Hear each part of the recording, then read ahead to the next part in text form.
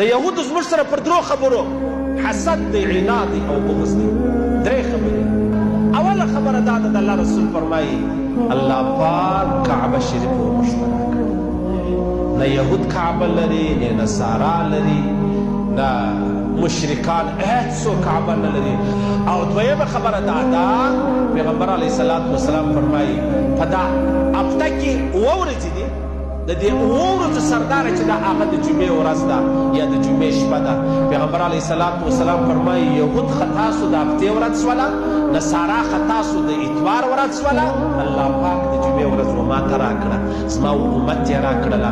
ځکه دا یهود زموږ سره عناد لري، ځکه دا یهود زموږ سره بغض لري، ځکه دا یهود چې دی هغه زموږ سره حسد چې دی هغه لري. او یو توری دا دی اهدنا الصراط المستقیم. صراط المستقیم یا الله موږ ته صراط المستقیم را نصیب کا.